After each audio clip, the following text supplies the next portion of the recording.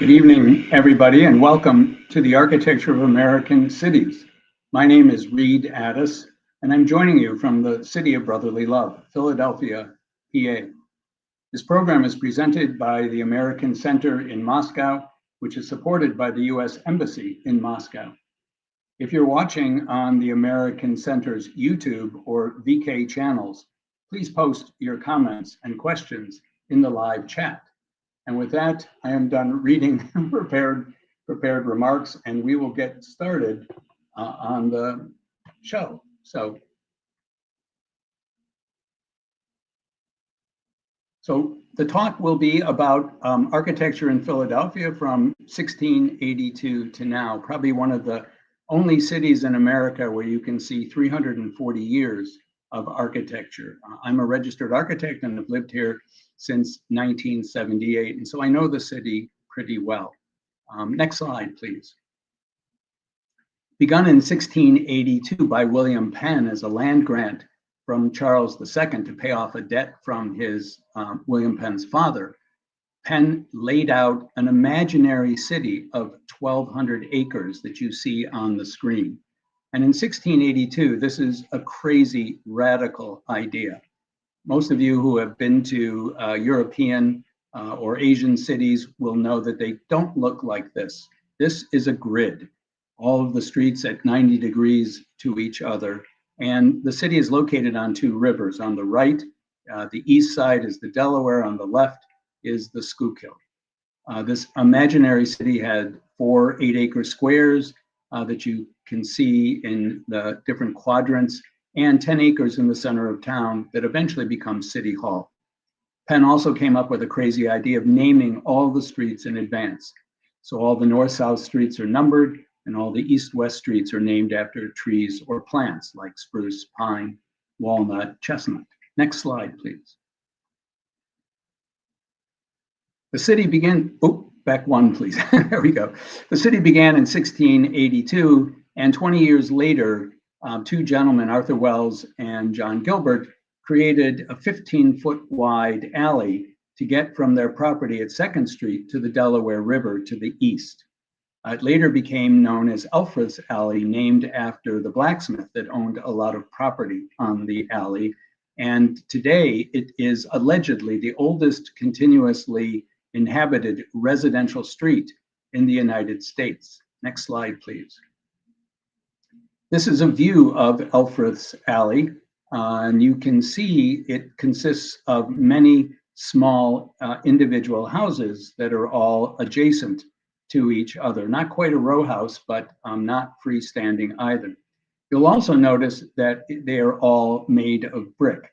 And even though we live in a forest, Pennsylvania means Penn's Woods, the Great Fire of London of 1666 influenced the builders here in Philadelphia. And so we became a brick city. Next slide, please. The two prevalent styles of architecture you're going to see in the old part of town will be represented on the left by what is known as Georgian style, and the right, which is known as Federal style. You'll also notice the brick pattern has long and short bricks. Those are not actually short bricks. Those are the end of a brick tying an inner wall of brick to an outer wall of brick, and that is called Flemish bond. On the left, Georgian architecture is identifiable by that wood around the door, the triangle called a pediment, the attached columns called pilasters. And it's named Georgian because the English immigrants that came to Philadelphia at that point were naming their buildings after the kings, George I, II, and III, that ruled in the 1700s. But that wood took maintenance, and it was dark in the front hall. So from about 1770 to the Civil War, on the right, they abandoned all of that wood around the outside of the frame, and they put in a brick arch and a fanlight window, less painting, more light in the front hall. We were operating under the Articles of Confederation. That got known as Federal style. So these are the two prevalent styles we will see throughout the old part of town. Next slide, please. The two oldest houses on the block are in the middle of the block on the south side. These two are from 1724. making them 301 years old. For America, that's pretty old. For Russia and Europe, yeah, I know, they're just babies, but we take what we can. On the right-hand side, living there in 1727 was William Moggridge. And Bill built boats and houses, and he was a friend of Ben Franklin.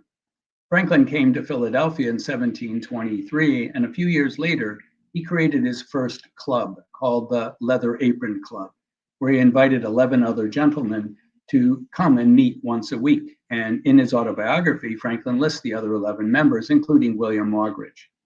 So when you get to Elfreth's Alley and stand in front of this building, you can imagine Ben Franklin standing there with you, but not the old bald fat guy. He was still in his 20s and pretty good looking. Next slide, please. As we move down 2nd Street from Elfreth's Alley, we'll run into the main Anglican church in that period. Most of the people coming over were English, and even though we were founded by Quakers, William Penn had dropped out of the Anglican church to become a Quaker. Most people coming here were Anglican, and they wanted their fancy brick church. So between 1727 and 1744, they built the main part of the church that you see. It's Flemish bond brick, and it's in Georgian style. And then about 6 years later, in 1750, they decided to put up the steeple you see at the end, the brick tower, the wooden steeple, and a bell. 1 year later, in 1751, we will see during this talk another brick tower, wooden steeple, and bell that I think was inspired by this. At 196 feet tall, that was the tallest thing in America till about 1800. Next slide, please. Oh, Ben Franklin, I mentioned. Ben Franklin lived in Philadelphia, although his 84 years were divided between Philadelphia and Europe. He sailed off to Europe 4 different times and spent almost a third of his life there. When he returned to Philadelphia for the second time in 1762, he began to build a house. But that house wasn't on the street here, which is known as Market Street. It's behind all of these buildings. And over the course of several years, that brick Georgian house would be constructed. He eventually goes off to France in 1776 and doesn't return until 1785. And at that point, he purchases all of these properties in front of his house as rental properties. And he puts that archway in the middle there so that he can get back to his house and get his coach in and out. And we're going to walk through there now. Next slide, please. So you walk through this passageway back to where several buildings were located in what is called Franklin Court. Next slide, please. The first building outlined here in steel would have been a print shop that he built for his grandson when he returned to Philadelphia in 1785. Next slide, please. This structure in the back is the outline of Franklin's house. From the right-hand side to the center chimney on top would have been the original house, and then an addition on the left would have been built in 1785. Franklin lived in this house only about 7 years, a couple of years in the 1776, and then for 5 years, 1785 to 1790 when he died.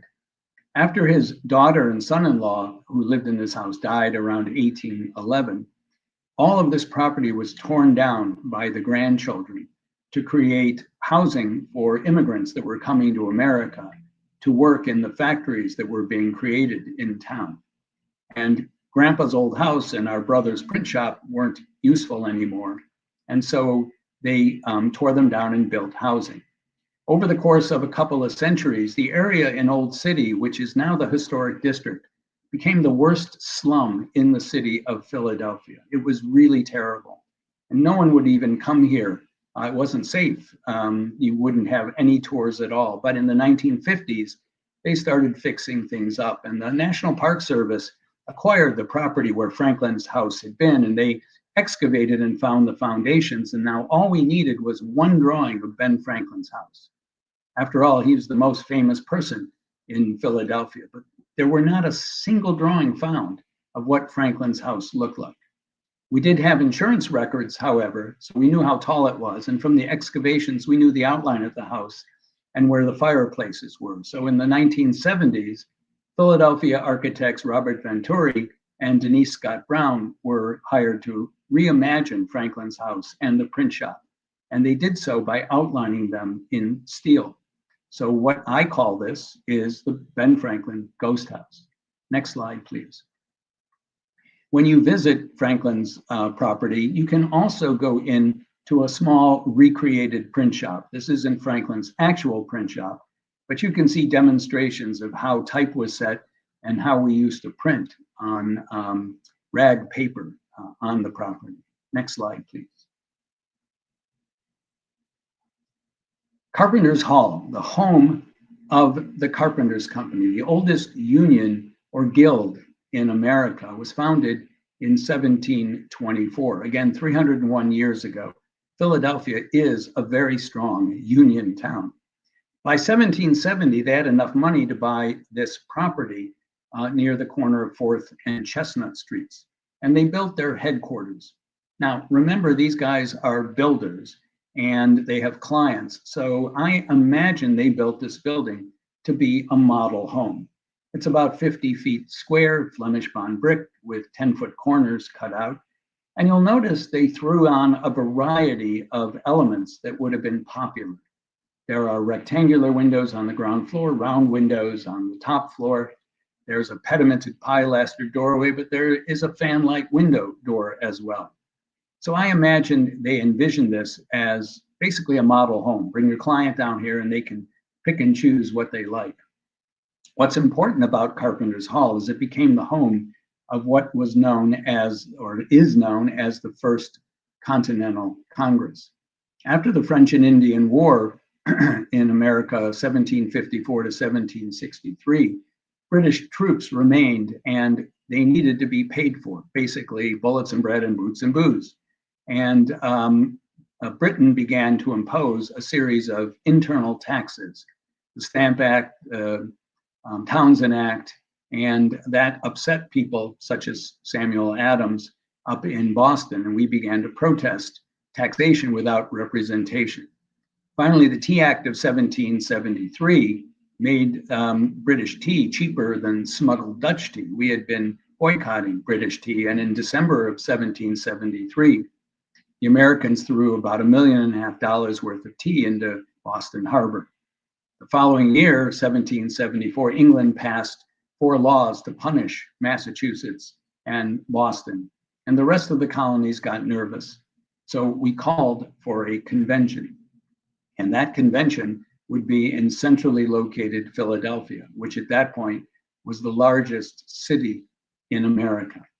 And so 56 men descended on Philadelphia from September to October 1774, trying to decide what to do, to declare independence or to just boycott British goods. And they decided on a boycott of British goods. The meeting took place here in Carpenters Hall. Several months later, rather, 6 months later, there was supposed to be a second Continental Congress. That will meet a few blocks away at the Pennsylvania State House. Next slide, please. The interior of Carpenters Hall has changed over the years. Many of the walls have been removed and that tile floor was put in the 1850s. But you can still see many elements from the time period when the First Continental Congress met here. People like George Washington and John Adams, our first and second president, Samuel Adams, Patrick Henry, who said, "Give me liberty or give me death," and many, many others would have been at that meeting. Next slide, please. So just 2 blocks away from Carpenters Hall is the Pennsylvania State House. It originally was located on Market Street, but it got kind of noisy and dirty out there because of all of the sales that were going on of meat and fish and other kinds of produce. And so they wanted to move to the quiet suburbs. They were at 2nd and Market Street. The quiet suburbs were located here, 3 blocks away at 5th and 1 block south at Chestnut. And in 1729, they began buying the land on this block. By 1732, they had acquired all of the land, and they began building their big Flemish bond brick Georgian mansion, essentially. Imagine it without that tower behind there. And it's basically a two-story house that would be maybe owned by a wealthy merchant who lived outside of London. The State House was completely finished by 1748. And then 3 years later, in 1751, the colony wanted to honor William Penn, the founder, because 50 years earlier, in 1701, he had granted a charter of privileges to the city. It gave us religious and other freedoms, and the citizens wanted to honor him. The problem I face is I know what they did, but there's no record of why they did it. So I have to imagine them wandering through town, trying to figure out how to honor the founder. Next slide, please. And imagine them walking a couple of blocks away over to Christ Church, where the year before they had just finished a brick tower, a wooden steeple, and a bell. And by Jove, I imagine they said, we can stick that on the back of our building. It's totally out of proportion. It has nothing to do with the building, but well, that's the best I can come up with. Anyway, they got this started and they commissioned the bell from Whitechapel Foundry in London that did Big Ben and decided to put some writing on the bell. To honor the 50th anniversary and freedoms, they finally found what they were looking for. It was in the Old Testament, the third book, Leviticus chapter 25, verse 10. And part of the saying said, proclaim liberty throughout all the lands unto all the people thereof. The bell was known as the State House bell for many years and was picked up by the abolitionist movement around 1800 when it became known as the Liberty Bell. Next slide, please. The two important events that take place in the room on the left on the first floor of this building were the Second Continental Congress and the Philadelphia Convention. This had been the room where the Pennsylvania legislature met, but the Second Continental Congress took over this room. And in June and July of 1776, they decided it was time to part ways with England. And the 56 men from the 13 colonies that attended the meetings here would write the Declaration of the United States of America and declare independence from England. 11 years later, we came back after winning that war in May to September of 1787 for the Philadelphia Convention because the Articles of Confederation that were running the country weren't working very well. And the 55 men, this time, some the same, some different, decided to not rewrite the Articles, but basically throw them away and start over again and write the Constitution of the United States. The furniture in this room is where those gentlemen sat, but none of it is original except for the chair, which you see just to the left of the park ranger in the background. And that chair George Washington sat in, and that's the original high-back Chippendale chair. He had been elected the president of the conference. And on the back of that chair, it's a little hard to see in this photo, but there's half a sun, 13 rays for the 13 colonies, and half a face. At the end of the convention, when the Constitution had been written, Ben Franklin, at 81 years old, made a long speech, but he mentioned that half a sun. And he said, I've been sitting here for 5 months, looking at that chair, confused about the maker, because I couldn't understand their intent on whether that sun was rising or setting. But I'm finally happy to report that it's a rising sun. Next slide, please. So we get our first government in 1787. The Constitution is written in 1788.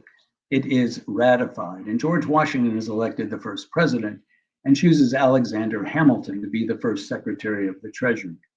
Hamilton quickly figures out how to pay off the debts of the colonies and the government by assuming all of those debts, but he can't get Congress to pass his bill. And so the Compromise of 1790 will move the capital from where it was in New York 10 years later to along the Potomac River in Virginia, which is now Washington, D.C. But as part of that compromise, Philadelphia becomes the capital once again from 1790 to 1800. Hamilton comes up with another idea in 1791, a bank. He needs more money, $10 million to be specific. Well, the Southerners who got the capital in exchange for the Assumption Act weren't so happy about Hamilton pulling a fast one on them. And his bill for the bank got passed by Congress over Southerners' objections. George Washington was ready to sign the bill into law when Thomas Jefferson and James Madison barged in and said, "You can't do that, it's unconstitutional. There's nothing in the Constitution that allows for a bank." But when Washington asked Hamilton, he said, "You forgot about Article 1, Section 8, the last paragraph. It says we can do whatever is necessary and proper for running the government, and my bank is necessary and proper." And so the first Bank of the United States gets chartered in 1791, but we also get a new political party, the Democratic Republicans. The start of our two-party political system in America was Alexander Hamilton's bank. What you see here is the actual bank building built in 1795, the year Hamilton resigned from office. And you'll notice it doesn't look like all the other brick British buildings we've been looking at. It is suddenly a Greco-Roman marble temple facade. Maybe it's because we're not a parliamentary system like England. Maybe it's because we're a republic and a democracy. Samuel Blodgett, the amateur architect, though, wasn't basing it on that, because even though this is built in 1795, he liked another building from 1779. Next slide, please. That building is shown here. That was known as the Royal Bank over in Europe. Today, you can go visit that, the Royal Exchange rather. Today, you can go visit that building because it's known as City Hall. And this picture I took is from its location in Dublin, Ireland. This was built in 1779, and Samuel Blodgett liked it. And well, I guess that was good enough for him. I can only imagine that someone walked by the first bank and said, "That's it. That's American democracy in architecture." Because after the first bank, all of our government buildings become Greek temples. We will have the rebuilding of the White House in 1814. We'll see the second bank shortly. We'll see the Capitol. We'll see other buildings in the 20th century, like Supreme Court, the Jefferson Memorial, and the Lincoln Memorial, all looking like Greek temples, and they all start at the first bank in Philadelphia. Next slide, please. Speaking of the second bank, Hamilton's bank was chartered for 20 years, and it went out of business in 1811. The capital had moved 150 miles south to Washington, D.C., and so that building I just showed you here in Philadelphia was no longer needed. And so the government sold it to a wealthy merchant named Stephen Girard, and Stephen Girard opened a private bank there. 1811 became 1812. And yeah, we got into a fight with England again, the War of 1812, which lasted for 4 years. We needed bullets and bread and boots and booze for our troops. And oh, wait a minute, we don't have a bank anymore to borrow from.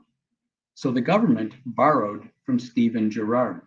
$10 million, which back then was a lot of money. Today, it's even more money.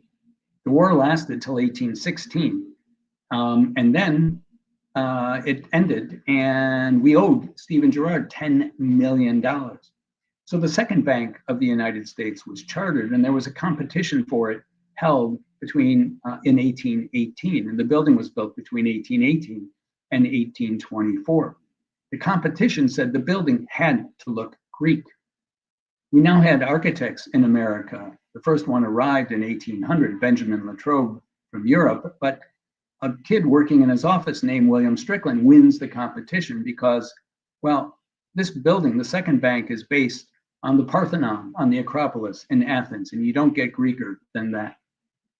However, it's not in Washington, D.C., where the capital was in 1814. It's here in Philadelphia, which is weird, right? It should have been built 150 miles south of here. There's no reason that I can find why it's built here. So again, I have to make something up. And here's my thinking. Stephen Girard, who loaned us all that money, is an officer and a shareholder of the bank, and he's in his 60s. And to get from Philadelphia to Washington, D.C. back then would take 2-3 days in a carriage, which is really not a very pleasant ride, especially for the wealthiest man in America. So Stephen Girard, who lived here, I think, told us to build the bank here because he could walk here in about 10 minutes. Anyway, the bank gets finished and it remains the second bank until 1836, when it becomes the Custom House after Andrew Jackson, our president, doesn't renew its charter. And it remains the Custom House until 1950, when it moves to a new building, and this building was abandoned and would have been destroyed, and a new building would have been built had this not been the worst slum in the city. But fortunately, the building remained and the National Park Service took it over. They've restored it and made it a portrait gallery. This became the first all-marble structure in America, and it now holds portraits by a famous artist of that period named Charles Willson Peale. Next slide, please. Closed at the moment for a variety of reasons. Hopefully, when you come to visit Philadelphia, you'll be able to come in here and see the portraits that Charles Willson Peale painted.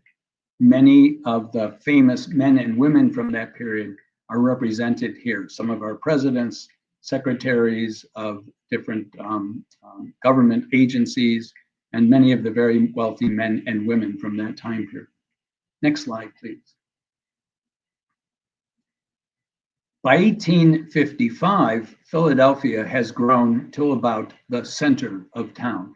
Originally was hugging the Delaware till about 4th Street, but we begin to grow as factories begin to be built. And the reason we can build factories away from rivers was that at the end of the 1700s, a guy in Scotland named James Watt took the steam engine and improved it. And we could now build factories anywhere. And the city begins to grow west until about the middle of the 1800s. It hits the main north-south axis, Broad Street. And Philadelphians wanted opera. And so in 1855, there was a competition held for a new opera house on Broad Street. It was supposed to be based on La Scala in Milan, and it was supposed to be a magnificent marble facade with a concert hall inside. The winners of the competition were two gentlemen, Napoleon Lebrun and Gustav Runge, an Italian and a German. So you can think of the building as either Italian or German round style. The problem they ran into was money, of course, and there wasn't enough money to do a beautiful interior and a marble exterior. So instead, they stayed with the traditional materials in Philadelphia at that time, the red brick and the brownstone on the base. And well, they never did get enough money, and so the building remains still this very elegant brick and brownstone building. Next slide, please. Where the money was spent was inside in the main concert hall. And you can see that this looks very much like any of the opera houses in Europe that you'll be able to go to from the middle of the 1800s. Next slide, please. Here is a view sitting of the stage. Beautiful interior. The problem you may notice is that there are columns holding up the balconies, which actually have seats behind them. And if you ever come to a play here, you can actually buy what's called a blind seat. I don't recommend it. You're totally obscured from being able to see the stage. Excuse me a second. Get a drink of water. In 2001, the orchestra, which was sharing the building, decided to move down the block to the Kimmel Center. And when you attend concerts there, it'll be totally unobstructed by columns. Next slide, please. The main room on the front of the building facing the street is now a room for rent. There used to be a dining facility in here, but you can rent this for whatever kind of party you want. It's a beautiful room, and there are trompe-l'oeil paintings of many of the famous composers that run around the top of the room. Next slide, please. As the city began to expand west, bridges began to be built across the Schuylkill River. First one in 1805, and then several more in the 1850s, and trolley lines were set up.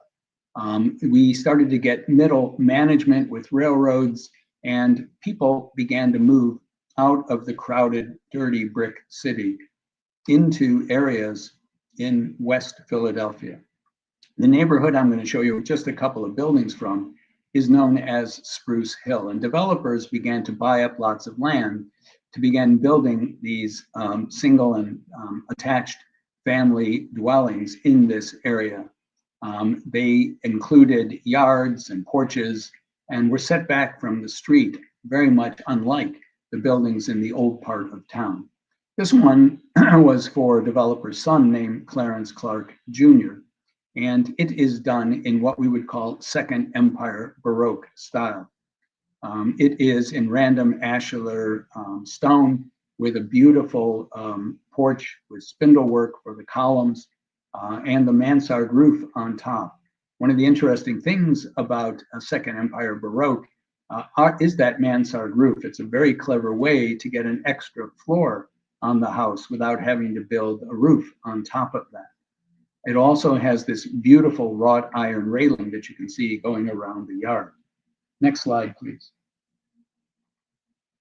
Another architect from this time period named George Hewitt, he worked for a while with Frank Furness, we'll get to that.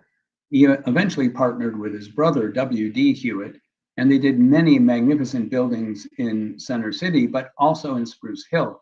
They designed many magnificent residential complexes. And none, I think, is more spectacular than the 4200 block of Spruce Street, where we see the last semi-detached house in what would be known as Queen Anne style. Beautiful shingles, brickwork, just a magnificent set of residential houses.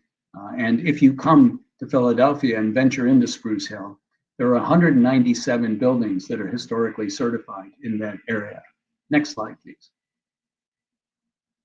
The Masons are here in Philadelphia very early, and one of their presidents will end up being Ben Franklin.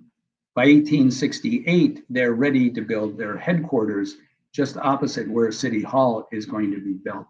And one of the styles that was popular at that point is Norman or Romanesque. Different from the church just to the left, which has pointed Gothic arches, Romanesque uses rounded arches and asymmetry with the different towers looking like an old Norman castle in the west of France. The Masons built this over the course of 3 years using sienite, a stone that was used for the pyramids in Egypt, although this was quarried in America. And the entry in the center at the bottom is Quincy granite. Inside there are ceremonial rooms, and next slide, please. I'll show you a couple of those. They did them, they're very elaborate, done in a variety of styles. There's a Gothic room, a Renaissance room, an Ionic room, a Corinthian room. This room is the Egyptian room, and all of the detailing in here matches exactly detailing from Egyptian buildings. The writing and all the hieroglyphics are not original, but they are accurate. The next room, please. Next slide, please. This is the Islamic room, and again, based on the Alhambra in Spain, and again, as authentic as possible. You can come to Philadelphia and visit the Masonic Temple. They give tours of the interior on a regular basis. I think it's about $15 these days. Next slide, please. Moving up from where the Masonic Temple is, at the time of the Philadelphia Centennial Exposition of 1876, celebrating the 100th anniversary of the Declaration of Independence, the Pennsylvania Academy of Fine Arts wanted to build their new headquarters. They hired architect Frank Furness, who by 1872 was combining styles, not keeping pure style. So not pure Gothic, not pure Second Empire Baroque, not pure Greek, but all those styles mashed together in this glorious building. Almost every material you can imagine, brownstone, red brick in many patterns. We have granite, we have limestone, sandstone, just a magnificent, what we would call high Victorian Gothic building. It was also the oldest school of art, fine art, painting in the country until, unfortunately, they closed their program about a year ago. But you can still visit the museum. It has a wonderful collection. To the right of the museum, you see a very large brush. That is a sculpture by Claes Oldenburg. And Claes Oldenburg does these overscale sculptures, and Philadelphia has 4 of his sculptures, which means it has more Claes Oldenburg sculptures than any city in the world. The one that's probably the most famous is the clothespin, a few blocks south of here. Next slide, please. The interior is this magnificent space. You can see the entry doors at the bottom in the center, and you come through a very compressed area, and you'll work your way into the central hallway, which opens up into a 3-story space, which is a riot of different colors. This idea of coming through a compressed space into expanded space rubbed off on a young architect that worked with Furness for a while named Louis Sullivan. Louis Sullivan went back to Chicago and opened the office of Adler Sullivan, and another young architect would be working there in the 1890s named Frank Lloyd Wright. So we can draw a lot of similarities between Wright's interiors and Furness's interiors through Louis Sullivan. Next slide, please. City Hall was begun at the place where William Penn intended, in 1682. It was started here in 1871. This building actually took 30 years to build and wasn't finished till 1901. What was popular in 1871 was the Second Empire style of Napoleon III in Paris. And so this was done in Second Empire Baroque style. A 9-story building, it's disguised as essentially a 3-story building with pavilions at the corners and centers pulled out. And it became the tallest masonry bearing wall building in the world in the 1950s when a tower in Turin collapsed. At the top of the tower is a statue of William Penn, the tallest bronze sculpture on top of any building in the world. He is 37 feet tall. The building itself is the largest municipal services building in America at over 14 acres. Now, 37 feet tall is kind of hard to imagine. So next slide, please. There is a picture of him a little closer up on the left. And on the right is a historical photo showing him in context to other people standing there. So yeah, he is really big. In his left hand, William Penn is holding the Charter of Privileges that led to the Liberty Bell. And a charter, so the Charter of Privileges in his left hand. I think that's it. Next slide, please. So City Hall is getting built starting in 1871, finished in 1901, and at this point, railroads are getting passengers into the center of town.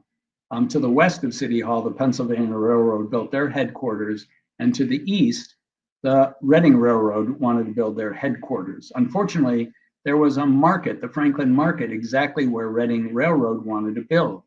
But after buying them off for $1 million and having them agree to move 1 block north to the upper part of the slide on the left, Reading Railroad began building their headquarter building and the train shed.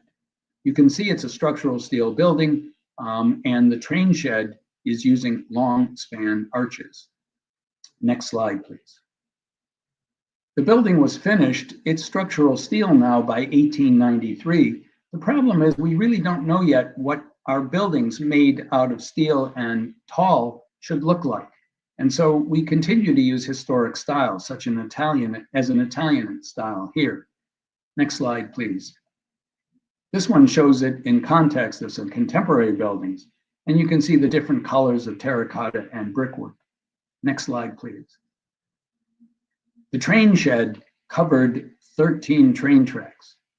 It is almost 90 feet tall, almost 300 feet wide, and was almost 600 feet long. It was almost torn down in the 1990s when the convention center was being built, but we managed to save it. Next slide, please. And it's part of the convention center now, and this is what the space looks like. When you come to Philadelphia, don't miss seeing that, because this is the last remaining long span arch structure in America and remains the oldest in the world to this date. Next slide, please. On Broad Street around 1900, George Bolt wanted to build a magnificent hotel called the Bellevue Stratford. This high-rise building, built for several $1 million over the course of many years, is again a structural steel building, looking like some of the high-rises from Chicago with alternating bays and flat sections. But again, we really didn't know what the tops of the building should look like, and so we stuck a French chateau on top of it. The wealthy people in town used to congregate here. They would have their parties and meetings here. And two of the wealthiest families were the Elkins and the Wideners. We see Eleanor Elkins on the left and George Widener on the right. And maybe to keep the money in the family, they married each other. Now, Eleanor was in here around 1911 at a restaurant when she lit up a cigarette, and I'm sorry, ladies, but you are not allowed to smoke inside. And she was kicked out of the building, which you don't do to the wealthiest daughter of the wealthiest family in town. And so they decided to build a new hotel called the Ritz across the street. The problem was the Bellevue Stratford had a magnificent chef, and they needed a better chef. So in 1911, they sailed off to Europe. They found their chef in Paris. Unfortunately, they decided to return to America in 1912. George and Eleanor and her maid and their son Harry got on the Titanic. And well, you know what happened. The Titanic went down, Harry and George perished, Eleanor, her maid, survived. If you ever get to Harvard University, where Harry Widener was studying, you can visit Widener's Fine Arts Library, which was named after Harry. Next slide, please. Francis Drexel lived in Philadelphia in the early 1800s. He was a painter, but he got involved in the money business, and his son, Anthony Drexel, formed one of the best banks in town. He had a banker friend in New York City who had a son who was troubled and just needed some guidance. And so he asked Anthony Drexel, also the founder of Drexel University, if he could take his son in. His son was named John Pierpont Morgan, or J.P. Morgan. And well, we know what happened with J.P. Morgan. He became very successful with Drexel and Company and eventually founded J.P. Morgan, the banking and investment firm. In the 1920s, Drexel and Company wanted their new headquarters here on Walnut Street, and they wanted something worthy of the Medicis in Florence. And that's what they built, a replica of the Strozzi Palace. So if you take a look at this and the Strozzi Palace in Florence, they look identical. Built out of ashlar limestone, the building was a magnificent office structure for the Drexel and Company. At the moment, part of it is empty, but the outside is still as magnificent as it was when it was built in the 1920s. Next slide, please. Somehow Art Nouveau missed America, but Art Deco didn't. So we have many Art Deco buildings in Philadelphia, as many other cities as well. And around 1928, an experimental radio station named WCAU decided to build their headquarters between 16th and 17th Street here on Chestnut. And they designed it in Art Deco style. You can see a lot of the aluminum chevron and other detailing, sort of streamlined modern. And because they were an experimental radio station, they had the top of the building designed to look like an old tube radio. And at night, when the radio station was broadcasting, it used to glow. They needed some help with making money, and they brought in a young executive who had run a cigar manufacturing company. His name was William S. Paley. And William Paley made a lot of money for WCAU, eventually buying a controlling interest, and decided he wanted to change the name to the Columbia Broadcasting System. And so CBS got its start here at the WCAU building. Next slide, please. By 1932, we had begun to move away from these old historic styles for our high-rise buildings. In Europe, the Bauhaus had got started. In Germany, in France, Le Corbusier was designing buildings where they were stripped of all detailing. And in 1932, at the Museum of Modern Art, there was a show called The International Style that showed the work of these architects, and it had an enormous influence on American architecture. The same year, 1932, the Philadelphia Saving Fund Society, a bank that used the initials PSFS, decided to build their headquarters here across the street from the Reading head house that was in this Italianate style. But here it is stripped down. There's no detailing on the building whatsoever. You very clearly see the vertical structural columns expressed on the north-south running light-colored brick office section of the building at the top. At the bottom, you see office space on the ground floor, and then the magnificent two-story banking room in that polished marble and rounded corner of streamlined modern. In the back of the building, the black brick section was the utilities, the stairs, the elevators, and the bathrooms. Well, this building was called hideous, barbaric, and utterly destitute of the faintest comeliness when it was built. It is now a magnificent historic structure that is honored as the first international style skyscraper in America. Next slide, please. Until 1987, William Penn's hat on top of City Hall was the tallest thing in the city of Philadelphia, 548 feet. And there was a gentleman's agreement not to build anything taller than Billy Penn's hat. However, there was no law against it. And in 1987, a developer named Willard Rouse came to Philadelphia and wanted to build the two buildings you see on the center and the right of this picture, 1 and 2 Liberty Place. At over 900 feet tall, Liberty Place 1 would have been almost double the height of William Penn. And oh my God, what a chaos ensued. People saying you can't do that, it's against the agreements, and you're not a gentleman. And well, there was no law against it. And so the building received its permit. The developer went to Chicago architect Helmut Jahn and allegedly told him, you better design something beautiful or they're never going to let us build another tall building here in Philadelphia. Well, I think it's pretty magnificent. It's a bit of a riff on the Chrysler Tower in New York with all those mirror glass stepping gable roofs. The Liberty Place 2 to the right is a little less elaborate. You also see another tall building to the left, which was the BNY Mellon Bank building, built about a decade later, that's in the form of a giant pyramid. Next slide, please.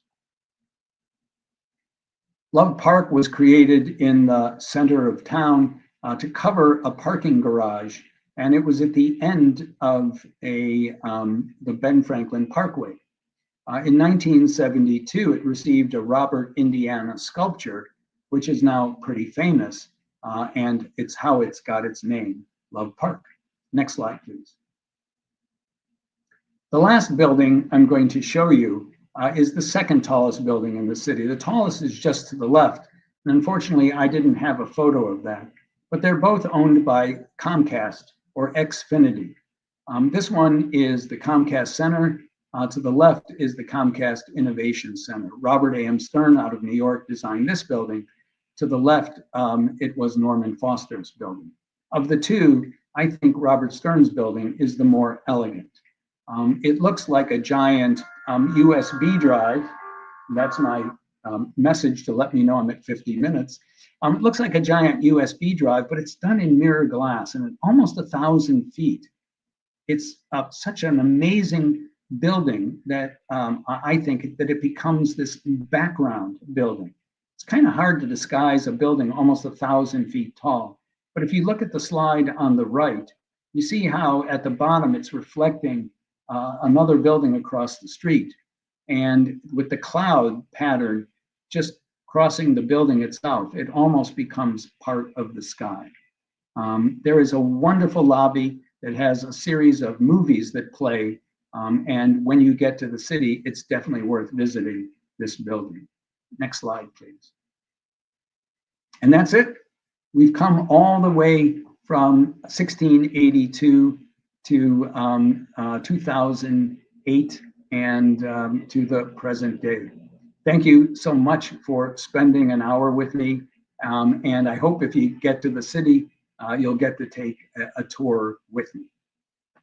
Okay, I think there may be some questions. So my eyesight is terrible. I'm going to kind of see if I can scroll through and see what we've got. Reminds me of Dublin a lot. Yes, yeah, that it does. Question one, for someone who hasn't been to Philadelphia before, what do you recommend to do first? It sort of depends on your interest, right? If you're interested in American history, definitely you should be visiting Old City and the magnificent buildings there. If you're more interested in architecture, I think the center of town and where the universities are in West Philly and Spruce Hill are more magnificent. If you're into artwork, you definitely have to visit the Barnes Foundation, an amazing collection of Impressionist art, and the Philadelphia Museum of Art. And if you are into food, oh my God, what a wonderful city for food. We have magnificent chefs, and we have a BYOB, bring your own bottle culture, because we have a totally messed up liquor law in the state, and it's too expensive for small restaurants to sell liquor. So you get to bring your own bottle and save a lot of money. So there's multiple choices depending on what your interests are. Next question. Does Philadelphia have any sister cities or cities around the world that resemble it in any way? Not that I'm aware of. We are compared a bit to Paris, but you know, Paris is Paris. We have sister cities. There's one in China. I don't remember the name of it, so I apologize, that we're sister cities with, but none that we look exactly like. Again, if you got to where the Free Library of Philadelphia is, it looks like the Twin Palaces on the Place de, I can't remember the name now, in Paris, but there aren't any, we borrow from other cities, but I don't know of other cities that look like Philadelphia. What makes Philadelphia architecture unique compared to other American cities? It's not so much the uniqueness of it, it's that the span of it. So you can go to Boston and see you know, colonial buildings, or Providence, Rhode Island, or down to Williamsburg. You can go to Chicago and see high-rise buildings that are similar to Philadelphia. New York, There are still a few colonial buildings, but they're high-rise buildings. But there's nowhere else in the country that you can go from the 1680s to the present day to see architecture all in one city. So I think that's what makes it unique. After giving so many tours, what's the one fact about Philadelphia architecture you always enjoy telling? That's a good question. I'll have to think about that one.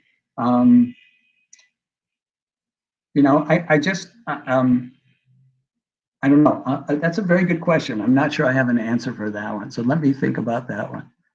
Have movies or TV shows ever highlighted Philadelphia architecture in an interesting way? So yeah, lots of movies were filmed here. There is National Treasure, the first one with Nicolas Cage that's filmed here. If you are a Monty Python fan, the 12 Monkeys was filmed here. Trading Places was filmed here. Of course, the movie Rocky was filmed here. I'm not sure about Always Sunny in Philadelphia being filmed here. There's a program on Apple TV right now about, these two drug thieves. It's called Dope Thief. That got filmed here recently. So, we have a lot of film. There's, I think the movie Philadelphia was filmed here in the 80s or 90s. So yeah, so Philadelphia is often the site of movies. Just down the street from us, the Catholic Church was the opening scene for a movie called 21 Bridges that's supposed to be taking place in New York. So lots of movie references here. Comment. Thank you for such an interesting talk. Thank you so much. So the only one I couldn't answer was what do I tell everyone about that's the most interesting thing in Philadelphia? I don't know. There's just so many different things. I'll have to think about that. I don't have anything else. I don't see any other questions.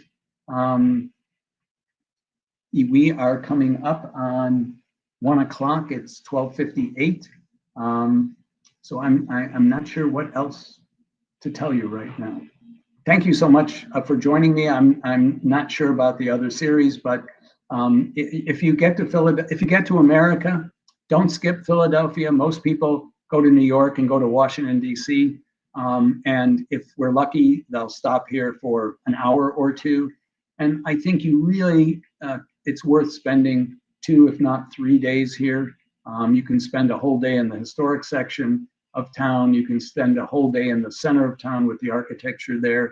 You can spend a whole day out in West Philadelphia with the architecture of the universities and the university city housing out there. So definitely come to Philadelphia and spend a little bit extra time.